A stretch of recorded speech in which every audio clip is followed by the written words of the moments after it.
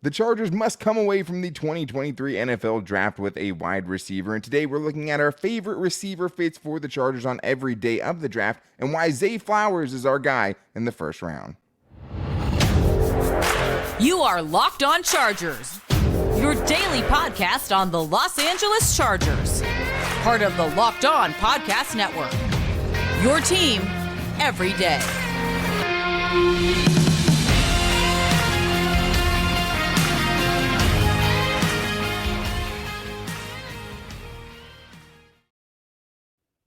What is up, and welcome into the Locked On Chargers podcast. I'm your host, Daniel Wade, joined as always by my co-host, David Drogemeyer, and we've been covering the Chargers together now for 7 seasons, but this is our 5th season as the host of the Locked On Chargers podcast, bringing you your team every day. I guess this also makes this our 7th draft that we've had to cover, but thank you guys for making this your first listen today, as always, and to make sure you never miss the show, go subscribe or follow for free on YouTube and listen wherever you get your podcast from. And today, we're talking about wide receivers, one of the most important things we want to see the Chargers address in the upcoming draft. And I think there's really 4 guys that are bona fide first-round picks that will go at wide receiver, and I'm going to tell you why. Zay Flowers is our favorite and why we just think he fits a little better or like him a little better for the Chargers than someone like Quentin Johnson or Jordan Addison. But the good thing is, David, is I think the sweet spot in this draft is actually day 2. So many guys I love that we're going to talk about today. Marvin Mims, Jonathan Mingo, Jalen Hyatt, if he falls, that's an obvious one for me. But there's also Jaden Reed, Cedric Tillman, so many other guys that the Chargers could go with. Tank Dell, another guy that you liked. And then we'll get into some sleepers and also some big-time return options later on in the show for the guys that could go on day 3. We'll talk about the guys we like best there. But the Chargers could even double dip. Maybe they'll get 2 of the guys we're talking about on today's show. But to me, David, it starts with Zay Flowers, and I think that's a very controversial thing in a very controversial wide receiver class. I don't think that Jackson Smith-Njigba is going to be there at 21. I think you could say the same thing potentially about Quentin Johnson too, depending on if someone gets sold on him. Didn't test super well, but for me, Zay Flowers is the guy that the Chargers need explosiveness. They need deep threats. They need guys who can create after the catch. I think he brings both of those things to the table, even though he's only 5'9". Yeah, only 5'9", but he is that type of dangerous receiver with the ball in his hands. He is a guy that can create with the ball in his hands better than anyone else in this draft. And that's what the Chargers need. They need somebody who has the speed to stress defenses vertically. He has several long touchdowns that he can attest to on that, and also has the alignment versatility to be inside or outside, but his stop and start acceleration is second to none. He has ability to just stop and just accelerate and explode forward and just leave people in the dust. It's very special, and that type of creator in this offense with Justin Herbert, man, it's tantalizing. It's very exciting. It's kind of intoxicating to imagine what that might look like.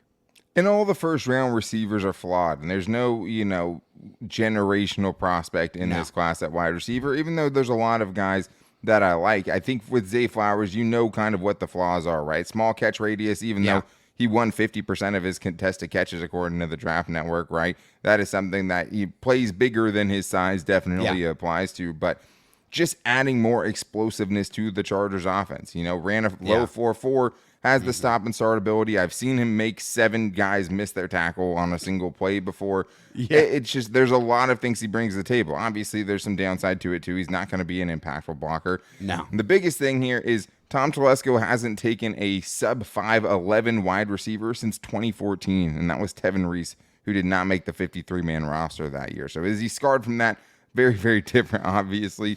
But the only under 6-foot receiver besides him that Tom Telesco has ever drafted is KJ Hill, who's also gone now too. So Tom Telesco definitely has a type.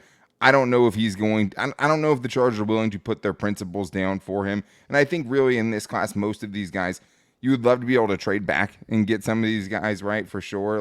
There's no guy that's, bona fide, I think top 10 kind of a prospect the Chargers are going to get at 21. But Zay Flowers, if you can trade back and get him, that's fine. But I think as far as the wide receivers go, he would definitely be the guy I'm most excited about. As far as the other guys, though, Quentin Johnson and Jordan Addison. I mean, you watched Jordan Addison a lot, David. He was one of the guys you brought up on your last mock draft, the 6th-round mock draft. And Quentin Johnson was a guy that didn't really blow us away the first time we watched him. I get it for both these guys. I understand why they could be taken in the first round and probably will be taken in the first round. But to me, there's just different things in their games that I don't think they're as good of a fit for what I want to see added to the Chargers offense. Yeah, I mean, I just feel like in the question on Jordan Addison here, we already have a type of receiver that really mirrors that type of game that he brings to the table. I mean, a kind of a guy that's a very good route runner, a very good quick release, a guy that shows some good concentration in traffic. I mean, all of those kind of things are things that Keenan Allen does extremely well, and I still feel like is going to be something he's going to continue to do.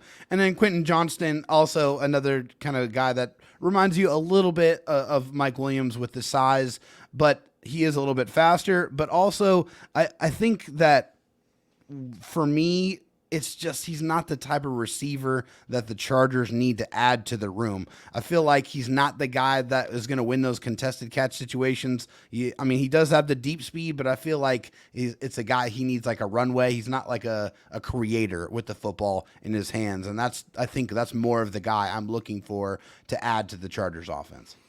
Yeah, I mean, Jordan Addison, I think it was like 56% of his targets came within 10 yards of the line of scrimmage, and he was even higher, much higher in certain other seasons. I think he doesn't add much to the Chargers offense, even though he'd be a really, really good receiver. Yeah. And maybe he's a guy for the future, but he really, 171 pounds comes with the same concerns that you have with Zay Flowers. So it's not like he's just a no doubt about it guy. With Quentin Johnston, I could see the Chargers getting intoxicated by the size. Definitely. To me, the size and maybe the dreads are really the only thing that really remind me of Mike Williams, because I also don't think this dude plays up to his size at 6'2". No, he doesn't. Not an above-the-rim player that I saw. I've seen some people attribute that to him, but that really wasn't his game. But the yards after the catch is the most confusing part, and especially I think just because of the games I must have watched. I mean, he had 296 yards after contact, which was first in the NCAA or first. 45 missed tackles across, or 45 missed tackles forced across 3 seasons at TCU. So, I mean, it's there. Like, it's there. It is, and I think his game speed is a lot faster than the 4.52 that he ran at the Combine and the 4.49 that he ran at his pro day, right? So he fits more of what the Chargers like. I guess I just wonder if that yak ability will translate, because it's not elusiveness yak as much as it's like he's really, really good at kind of setting up defensive backs and, faking one way and going the other way right after he catches it, and has kind of the explosiveness to break out of, those almost tackles. And he did that a ton. I mean, you go back and look at the Michigan game, he pretty much single-handedly won them that game, did a lot of big things, and had a breakaway touchdown in that game. Whatever it was, it just didn't jump off the page to me. Maybe I'm overthinking it. He's a big dude, but he also had 8 drops in 2022. Yeah, sure. I mean, so he does kind of bring some of that yak to the table. I just, for some reason, I didn't see it with this dude. When I was watching, someone like Zay Flowers, it jumped off the page. Oh, for sure. To me, this is a dude that can be a playmaker at the next level. And to me, he's just the guy I think most could really affect the deep part of the field, just as far as running past dudes and also giving you the yak. And I just think those are the 2 biggest things the Chargers offense needs. The athleticism, the speed, the quickness is just it just jumps out at you when you're watching Zay Flowers. It's very, very obvious why, he is being looked at in the spot in the draft that he is, because of that creating ability. It's just no one else can really do that on the football field in this draft. And it just seems very obvious as soon as you put the tape on with him.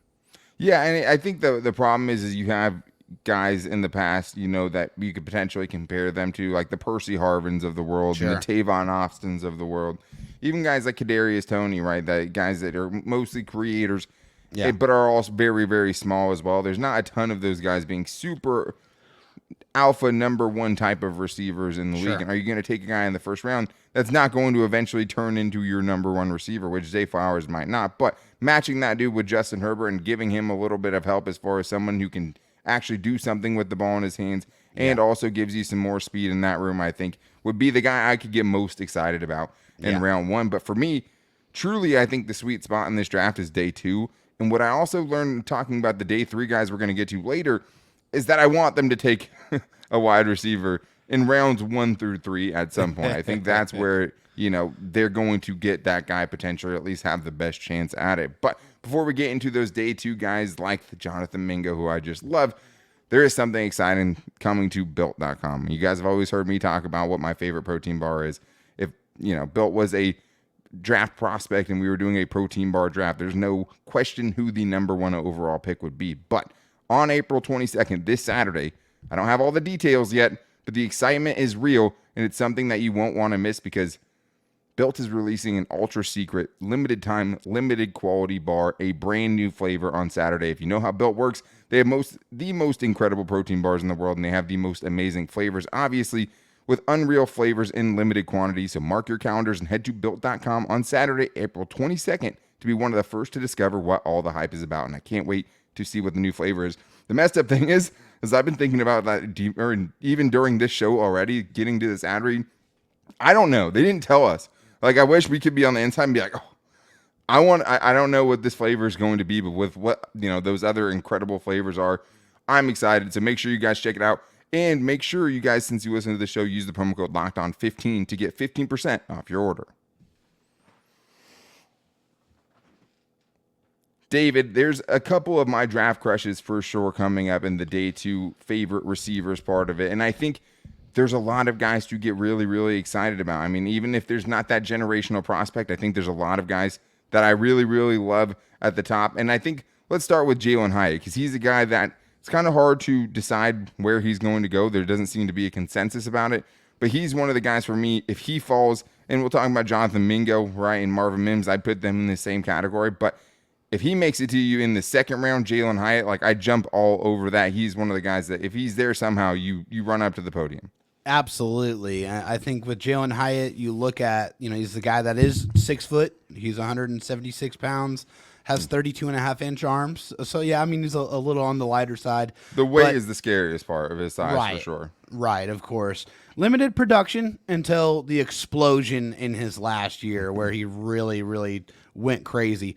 And he can fly. He absolutely can fly. When you turn the tape on, it is very, very obvious. He does a really good job of tracking the football. I feel like he effortlessly gets separation. He has a really nice double move. Also gets easy yards on quick passes and the out routes. He's not a great blocker, but the size is going to tell you that. Also feel like the route tree was a little bit limited, but these are things that can get better at the next level. Sure. But the one thing that's going to show up right away is the ability to stretch the field, man. That speed, it's real, and it is a problem. Yeah, I think, if they trade back far enough, maybe he's an option there too. But yeah, I just think that his game speed is way faster than that 4.4 or 40. Exactly. I mean, a 4.4 is really, really fast. Yeah. Kind of a one-trick pony to some extent, but like, I think there are other ways he can use. He is a runway yak guy that can take one to the house, if he has kind of the platform to do it. And maybe sometimes you just take the dude who scored 4 touchdowns against Alabama and you just say, hey, that dude's probably a pretty good player, right? Pretty good. A couple other guys I would love on day 2, David. Marvin Mims, a legit deep threat who has runway yak ability. Again, another one of those guys, 9.41 RAS athlete. So that's something where, top of the line as far as that goes. 5'10", 183, another smaller dude, but also doubles as a punt returner, 11.8 yards per punt return. Yeah. That's good. And even though he doesn't have a diverse route train, he's not a true creator, a guy I would give my stamp on for sure on day 2. And Jonathan Mingo, my draft crush for sure. Big, physical, 4'4", 640 at 220 pounds. Blocks and can eliminate dudes in the blocking game, which is just not something you say about a lot of college receivers. Yeah. And somehow not in the athletics consensus top 100 picks yet at this point, which is wild to me because Peter Schrager just took him in the first round of his latest mock draft. Jonathan Mingo, Marvin Mims, stamp of approval, run up to the podium, whatever you want to say. Those are 2 dudes I think would add great elements to the Chargers offense. Yeah, Marvin Mims, just tremendous straight line speed, deep production, 7 catches of 40-plus yards, which is crazy. 19.5 yards per catch average. Also feel like he has a great concentration when he's catching the ball over his shoulder. And you mentioned his punt return ability. Jonathan Mingo, when watching him, he's just a really smooth athlete. I think when you watch certain athletes play certain sports, you're like, man, they make the game look really, really easy. Like, for example, Manny Machado. Whenever you watch Manny Machado play third base, he is just, it's effortless. I mean, it doesn't matter if he's running past the third base line, throwing it across his body. It just doesn't matter. It's so effortless. That's what it looks like with Jonathan Mingo. Excellent blocker, and he drives defenders back. Like, it's not just a guy that's getting in the way. He is trying to drive you out of the play completely. Rare size and speed combo, and another guy that does a really good job of tracking the football, and he has a very good, very deceptive double move that he uses to create a lot of really good separation. So a guy that can really excel in that situation. It's just so sad because I had him as, I think, a fourth round in one of the mocks we did only a couple of weeks ago, and I was feeling so excited about it. Skyrocketed. No longer a sleeper. It doesn't quite fit in that category anymore, but to me, I see it with him, you know, like I see all the ways he can contribute to the game. And even if he's not a true burner, one of my favorite things about this dude is how hard he is to bring down. I truly think he brings yak after the catch ability because he gets 5 yards just with dudes on his back sometimes. Like, and there's just multiple instances where you'll see, you know, multiple 2, 3, 4 defenders trying to bring this dude down. And even though I think get deep though, like he really can. Exactly. When he stacks dudes well and he's super broad shouldered and wide. Yeah. I mean, 4.46 at 220 is ridiculous. Like, it's ridiculous. That's a big dude to be moving that fast. Like, I mean, he is a deep threat, but like also gives you the yak. I'm running up to the podium in round 2. The secret is out. Give me this dude and I would be fine. And I think not only can he complement what you have right now, I think down the road, he can be one of those guys that replaces Keenan Allen and Mike Williams to me, right? That's just average route runner. You know, there's some things part of his game that, like, he definitely has to work on, which is why he was lower to begin with, but just makes too much sense to me. One of the guys you liked a lot, though, maybe even, you know, we're talking day 2 guys, maybe third-round pick, maybe a trade-back guy if you trade back a second round, something along those lines. Tank Dell, who I think, to me, is kind of like a Zay Flowers light a little bit. Yeah, I would agree with that, and I think emphasis on the light part. He's 5'8" and 165 pounds, so he is very, very small. There's no question. But outstanding quickness and acceleration. This is another guy in this class that can create with the ball in his hands. There's no question about that. I like the fact that it really snaps off his routes. He has legit short area quickness. Really saw him cook a DB in the red zone too on a nice little, you know, slant route. He does a really good job of tracking the ball over his shoulder, which is fantastic. Also, a guy that has experience returning kicks and returning punts. So he could be a guy that can come in and really stretch the field for you. He can be a creator, and he can double as your punt and kick returner, which is something the Chargers need to go out there and find in this draft. Yeah, so exciting. Such an easy guy to root for. Such a you know, when you're not going to find many more kind of explosive highlight tapes than watching Nathaniel Tank Dell. I mean, 4.4, 940, decent speed, but he had an elite 10-yard split, which I think is very fitting for him because he's the guy that, like, he can get to 0 to 100 so quickly. Yes, like, he's in like acceleration and quickness, man. Yeah, like 98th percentile as far as 10-yard split, but just like an above average 40 time shows you just he is quicker than he is fast for sure. I worry about the physicality of the next level. Obviously, at 165 pounds. Yeah. And he had 20 drops the last 2 seasons, which obviously sucks. But, like, he also had 200 catches. Like, the dude was constantly targeted, didn't really have the best of quarterback play, I would say, either, which would contribute to some of that. Either way, I mean, Tank Dell's exciting, man. Even, you know, doesn't run as fast as maybe you'd like to see the Chargers go with. Maybe he's a guy where you feel like they double dip potentially later on at receiver with him. Yeah. I get it. Cedric Tillman's another guy I want to talk about, though, David, because he's the guy that feels like someone the Chargers would take in the second or third rounds, right? Because Tennessee dude, right? To me, I mean, the guy that fits less of the 2 Tennessee receivers, but he's over 6 foot. You know, he can win contested balls. He's very good at setting up routes, and especially, you know, comebacker routes for sure. He's very good at, and performed well against big competition. Went against guys at Georgia, went against guys at Alabama. He showed good deceleration, things like that too. To me, I get why he checks all the Chargers boxes, but to me, I think he's just too similar to what they already have. I don't know how many good new things he brings to your offense if they go that direction. Right. And when we're talking about similar to what the Chargers already have, I mean, this is a guy that is very, very reminiscent of Mike Williams. I mean, I feel like there's some elements to his game that give me Mike Williams vibes. This guy's massive. I mean, he almost looks like a tight end out there. Has really strong Big hands. shoulders, yeah. Defeats Broad press with body. strength and physicality. He excels at going up and getting the football. Like, he can definitely, man, he's got some incredible leaping ability. That is absolutely no question. And he's not an easy tackle. I mean, not on the quick pass. Like, he's a guy that he's going to take a couple of guys to get him on the ground. He's going to give you the yak yards from that aspect of it. Not quick, not the quickest guy around, but he can drag some defenders with him. No question about it. Yeah, another guy like day 2, Jaden Reed, Michigan State, made 3rd round pick there. Yak ability, good separator, mid 4.4s. I saw him separate and wasn't just running away from people, but kind of found a way to separate on big plays in the end zone, on deep passes, things like that. 3 punt return touchdowns, an average 14.9 yards per punt return for Jaden Reed. Jaden Reed for sure. Woo! And 2 seasons of averaging 17.9 yards per punt return or better.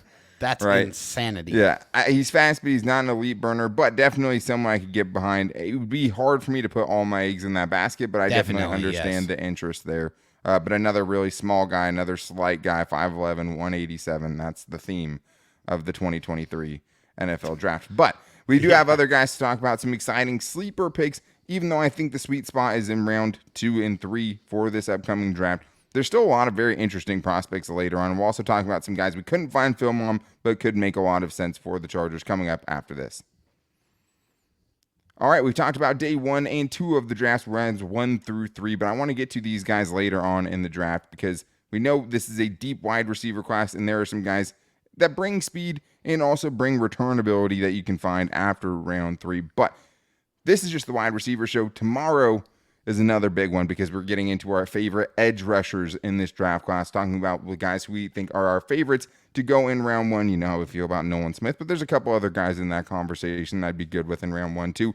And getting into day 2 and 3 of the best edge rusher fits for the Chargers tomorrow before getting into our final ideal 7-round mock draft next Monday before the draft on Thursday. So good stuff coming up. Make sure you guys are back here with us for that. But I want to start with the guy who is kind of the Zach Kuntz of the wide receiver room, David. Bryce Ford-Wheaton, another sleeper I know a lot of Charger fans have talked about because he ran a 4.38 40, and he has an RAS athleticism score of 9.97. So I think he ranked 11th out of 3,020 receivers since 1987, according to the RAS calculator there.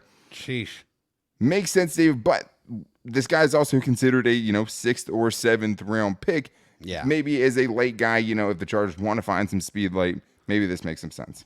I mean, yeah. I mean, if you just look at the size and the speed combination, that's going to be intoxicating and alluring for some teams just right off the bat. 6'3", 221 pounds, running a 4.38 with 33.5-inch arms. So he's got the size, he's got the speed, he's got the catch radius. And this is another guy that can jump out of the gym. I mean, he's got exceptional leaping ability. He is a field stretcher on doing his best work on those deep routes. When he's able to just take off and run, I think that's when he's at his best. He does have have quickness to be a better yak threat. I don't feel like I saw it enough, but I feel like that ability is there. Also, a regular contributor on punt coverage, which is going to be good, especially if you're going to be drafted in the 6th or 7th round. Yeah. On a Brandon Staley-led team, you better be able to contribute on special teams. That is something he has spoken about ad nauseum. But yeah, again, rare size and speed combo guy that there's going to be a team that's going to take a flyer on him late in the draft, no question. Yeah, a lot of flaws. I mean, clunky route runner, struggled with physical defensive backs. Speed didn't jump off the tape. It's kind of like Zach Kuntz, where if you watch him, you wouldn't think that's the most athletic wide receiver I've ever seen. I mean, the most athletic one on their scale was Calvin Johnson. When you watch Calvin Johnson play, you're saying that's the best athlete I've ever seen, right? Exactly. Like, you didn't see that on this guy's tape, right? And that's why he's a later round pick a lot. Right. But you're talking about, hey, 6th round pick, 7th round pick, somebody to develop. Obviously, he has the athleticism to do it, but a lot of other places that would have to be refined for sure. Sure. But this is also a good place to find a return man, David. If the Chargers do want to double dip, day 3 later on in the draft is where you would go to do it. Absolutely. And there's another guy that I think you would be looking at specifically as a returner here, more so than a wide receiver, and that's going to be Darius Davis out of TCU. 5'8", 165 pounds, only 29-inch arm. So, yes, a very, very small guy. Another one of but these this guy is a sudden athlete, has an exceptional burst and quickness. He's a guy that really excels as a gadget type wide receiver. But for him, it's all about the punt and kick return ability, and not only the ability, but the production. This is a guy that has 6 return touchdowns in his college career. 5 of them were punt return touchdowns. He is a legit kick and punt returner that can take it to the house anytime he touches the football. So that is his absolute value. And those hidden yards on punt and kick return, we saw last year with how much better the punt return aspect of the Chargers special teams was and how much that can impact you in helping you win football games. Yeah, had his best year as a receiver, 42 catches last year, 5 touchdowns. Wasn't really a deep receiver like his 4.38 40 time would lead you to think. Right. His other, RAS scores a really bad 4.28 score, not good agility or explosiveness there, but obviously has something as a punt returner. And hey, if the best case scenario is you can be a DeAndre Carter type role, and what his role was actually supposed to be last year, which is gadget guy and, getting in certain packages, maybe he can turn into that, right? But you're doing this for the return ability. The good news is, though, David, with day 3s, you've already watched a couple of guys that you liked with Charlie Jones from Purdue, and then you also have Parker Washington from Penn State, who could be available for the Chargers on day 3. Yep, Charlie Jones, just a massively productive receiver, 110 catches in the last 2 seasons, 1,361 yards, 12 touchdowns. Most of them last season, Yeah, most of them last season, right? Yeah, really strong stutter step, helps him get separation. He's a guy that's going to fight through contact and make those tough catches. He runs a pretty good, diverse route tree as well, and he also has experience returning kicks and punts. And with Parker Washington, another kind of similar guy. He's a guy that is like a running back in a wide receiver's body. Or excuse me, the other way around, a wide receiver and a running back's body. He's really, really tough to bring down. He's a guy that, he can create with the ball in his hands, but he's doing it not to make you miss, but to run you completely over. That's what he brings to the table. Also another guy that has some special teams value as well. Yeah, I like both those guys for different ways. I mean, both of them kind of, I think, play with an underdog mentality. Both kind of undersized guys for sure. I watched Charlie Jones give it to Joey Porter Jr. a couple times, right? Like, playmaker, a kind of just like a baller, but like kind of like a true Hooper's no situation. Like he's just a scrapper, I would say, as far as, transferred multiple times. Tenacious. Finally found his way onto the field at Purdue after a few seasons at Iowa, and he even transferred to Iowa once upon a time, 3 different colleges he went to get to this point. Struggles with physicality, slight frame, but great body control. I saw a lot of really difficult catches. And a good return man. And I think for Parker Washington, just a lot to like in his game. Thicker dude, gives you a little bit of yak ability, but I think one thing we noticed in the day 3 guys is just like, you don't want to only end up with a day 3 guy, which is why we had the Jalen Hyatt conversation yesterday, right? It's like you still want them to divert some premium resources into adding up, explosive offensive weapons for Justin Herbert. These are all guys in a double dip situation maybe you like, and just maybe guys you can get excited about, but you don't want to be the only option. And the unfortunate truth is, David, we can't watch every single player. We tried to watch as many as we could. How many wide receivers are we talking about today? 20? So it feels like it, truly. But the problem is college football film is really hard to watch, and we don't like to talk about guys when we can't see them, right? And there's a lot of guys that fit that description this year more than we would like. Tyler Scott, Trey Tucker, the Cincinnati film was really, really hard to get your hands on. Both guys 4.4 or less speed, Blazers. Right? Tyler Scott 14 touchdowns, all 20 plus yards, and he averaged 44.6 yards per touchdown on those 14 touchdowns, according to Dane Brugler. Yes. Yeah, that's a pretty nuts number. That's another ridiculous. One, Trey Palmer, 4.3, 340. Definitely, a guy 3rd, 4th round potentially that is a just true burner if that's just what you're trying to add. 10 catches of 30-plus yards last year. That's crazy. That's almost, a 30-plus yard catch a game. You think the Chargers could do something like that? Yeah. Oh, yeah. Did have 16 drops. These are all flawed guys, right? But Sure. also another guy, extensive return experience, a kick and punt return in his career too. And then Andre Yoshivas, the Princeton wide receiver that's been making waves because he's a track athlete. 9.95 RAS score. So we have a 9.97 and a 9.95 as far as the athletes later on in the draft. Sheesh. These are the notes on him. Track athlete, runway yak ability, on drag routes, things like that, where you can give him a lot of space, but not going to, shake people out of their shoes by any means. Had very mixed results against better talent at the Senior Bowl, and had one scout, according to Dane Brugler, say don't know if he's tough enough to cut it at the next level. So obvious concerns there, but big dude, 6'3", 205, fits the Chargers kind of, what they want to see from that position. Height, weight, speed guy. And, Trey Palmer's another guy, another 6-footer. So maybe those are guys that they'd feel more comfortable with. But a lot of these guys, David, especially late, very fast, pretty small a lot of the times, right? Yeah. But a lot of return experience as well, and a lot of guys that, hey, we wish we could have watched because of those things, because they would probably fill those needs for the Chargers. Yeah, so I mean, there's a good chance that the Chargers can find somebody that will fit that explosiveness bill early on in the draft, but also don't be surprised at all if they double dip and take one of these guys that can double as their kick and punt returner, because they don't have that guy on the roster right now. And I think they're going to learn from the mistakes of their past with having 5 wide receivers active, knowing that put them into some really compromising situations last year. So. Yeah. I feel like there's a pretty good chance that we could see the Chargers draft 2 wide receivers in this upcoming draft. Yeah, because they should absolutely carry 6 wide receivers on their roster. They have 4 right now. Jalen Hyatt shouldn't stop you from bringing in any of these guys. You should have 6. You can get 2 of them in this draft. And maybe they find that return man undrafted free agency, right? Something along those lines, and that's how they choose to address it. But a lot of guys that you'd feel good about if they took, a lot of guys to be really excited about. Last year we got excited about wide receivers too, and the Chargers took 0 of them, right? So we'll see how it shakes out. We'll see how big they think a need it is for them. But I hope you guys enjoyed the coverage. We put a lot of time into looking at these guys and watching a ton of film on these wide receivers.